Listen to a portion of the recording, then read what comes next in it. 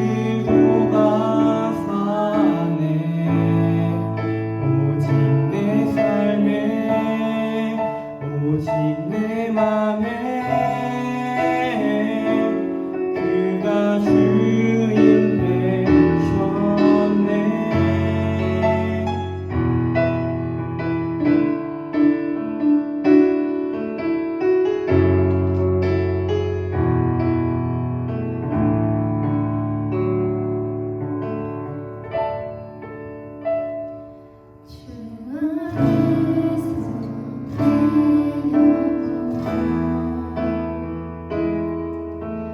다시 태어나 이전 것은 지나고 새롭게 됐네.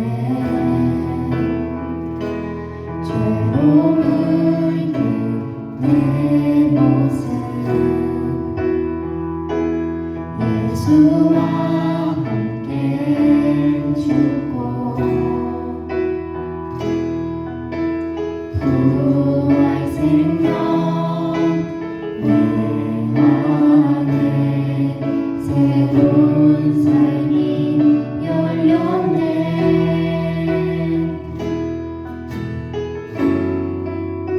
너희가 나를 택한 것이 아니요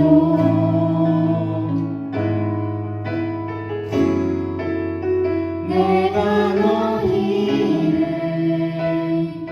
택하여 세웠나니 오직 내 안에 오직 내 속에 그리스도가 사네. 오직 내 삶에 오직 내 맘에 그가 주인 되셨네. 내 생명 그 안에 그의 생명 내 안에 나의 삶이 이전과 같을 수 없네. 내 생명 그 안에 그의 생명 내 안에 나의 삶이 이전과 같을 수 없네.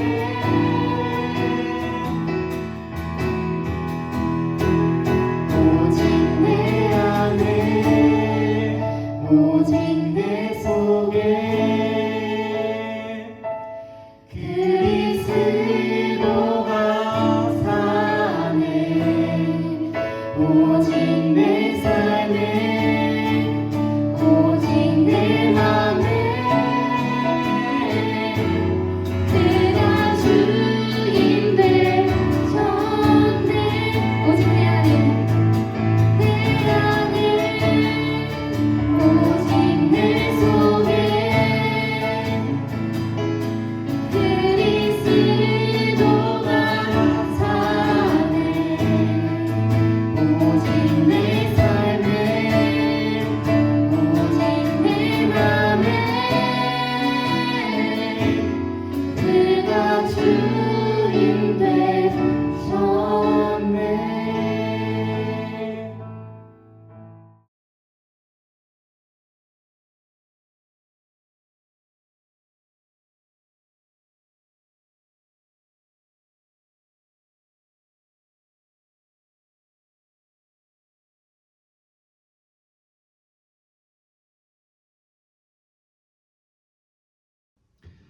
예수님이 십자가에 달려 돌아가셨습니다.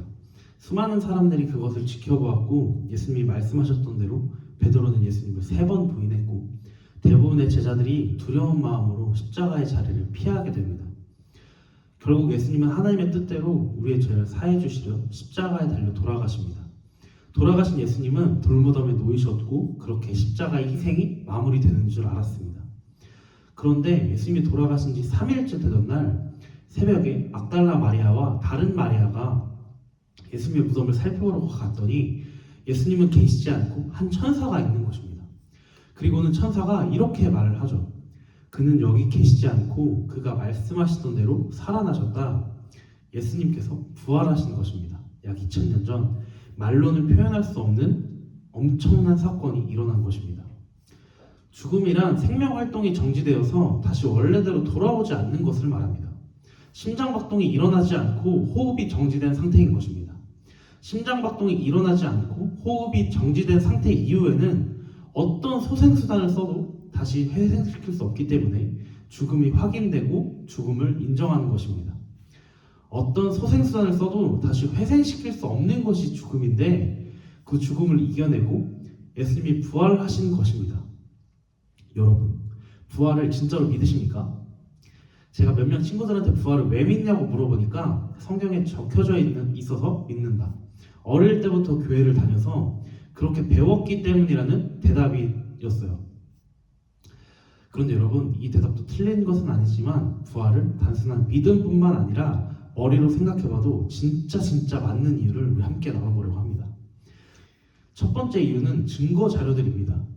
우리에게는 성경이라는 가장 좋은 증거 자료가 남아있죠.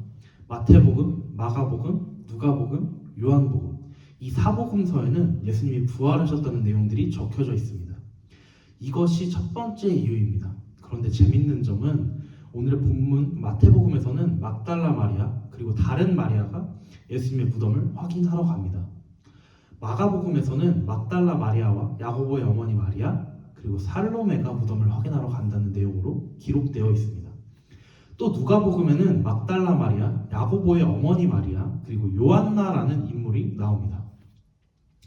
요한복음에서는 막달라 마리아가 무덤을 막고 있는 돌이 옮겨진 것을 보고 굉장히 많이 놀라서 제자들을 불러와서 제자들과 함께 무덤을 확인하러 갑니다. 이렇게 사복음서의 각각의 내용들이 모두 다르죠. 이것이 부활을 증명하는 아주 재미있고 중요한 증거가 됩니다. 부활은 당시에도 그리고 지금 현재로서도 정말 이해할 수 없는 아주 큰 사건입니다. 왜냐하면 죽은 사람이 다시 살아난다는 것은 의학적으로도 우리의 머리로도 이해하지 못하기 때문입니다.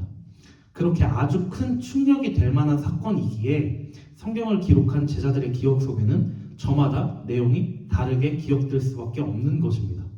오히려 사복음서의 내용이 전부 동일했다면 부활을 더 의심해봐야 하지 않을까요? 두 번째 이유는 제자들의 십자가 사건 이전의 모습과 이후의 모습입니다. 제자들은 예수님이 잡혀가시고 십자가에 달려 돌아가셨던 그 순간 자리에 없었습니다. 성경에 기록되기를 사랑하는 제자만이 그 자리에 있었고 다른 제자들은 두려워하여 그 자리를 떠난 것입니다. 혹시나 예수님과 함께했다는 소문이 퍼져나가면 자기들도 똑같은 벌을 받을까 두려워했던 것입니다.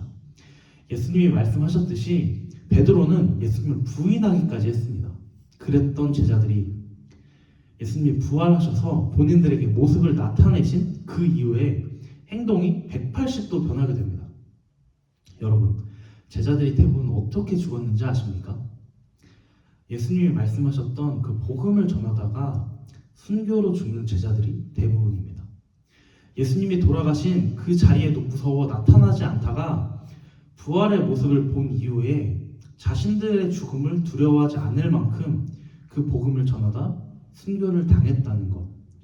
이렇게 변한 제자들의 모습은 예수님의 부활을 증거하는 아주 큰 이유가 됩니다. 여러분, 부활은 진짜입니다. 부활은 실제입니다. 그리고 우리에게 찾아오는 큰 의미는 예수님이 다시 우리를 찾아오셨다는 것입니다. 십자가에 달려 돌아가셨던 우리 주님이, 우리의 죄를 사해 주시기 위해 십자가에 달려 돌아가셨던 우리 예수님이 그 죽음을 이기시고 가장 큰 영광의 모습으로 우리에게 찾아오셨다는 것입니다. 여러분, 이번 한 주간 예수님의 부활하심을 진정으로 믿고 우리에게 찾아오신 예수님 덕분에 기쁨으로 살아가는 한 주간이 되시길 간절히 소망합니다.